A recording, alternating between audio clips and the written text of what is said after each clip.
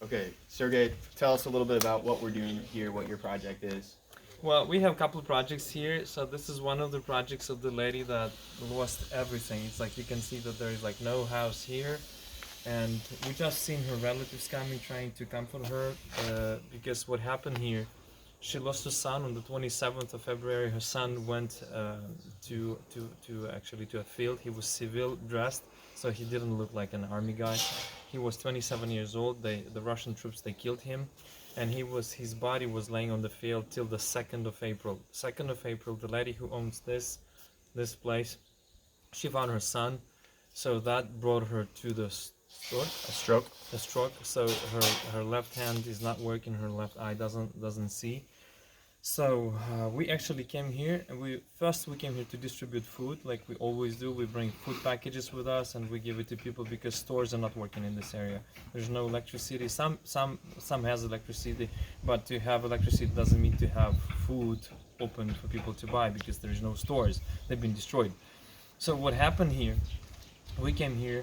We saw this small place. It used to be a summer kitchen, so she would use it as a summer kitchen during the summer. And we understand that we don't have funds to restore big house, but at least we thought that we're gonna restore this one. One American man, he gave us $5,000, and we turned this place to a small house. So outside it's still, you can see it's still consequences of the fire, but inside we turned it to a place that she will be able to live in. So we bought windows, we bought door, we put roof on it, we bought a lot of stuff inside. We I don't know, we insulated. Yes. So the word insulated roof, and so we made this place to be like a small apartment. Like, I don't know how we call it, smart apartment. You know, just like small place, but you still have place where to sleep and everything. So at least this gives her some hope. Yes. So this is our first project, but you saw all our Right. projects here. So Sergey is a pastor here. He's not being compensated for any of his work.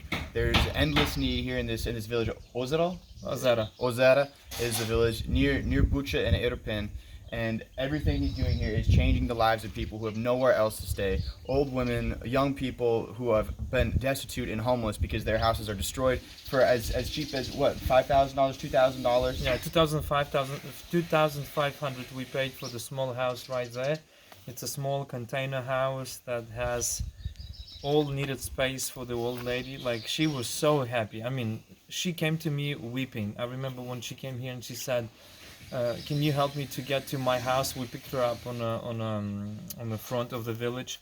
So we drive her here, and when she saw her house first time, she started to cry. I mean, it's an 82 years old lady, and you can imagine her crying and calling her mom, because I think that house is just came to her from her mom.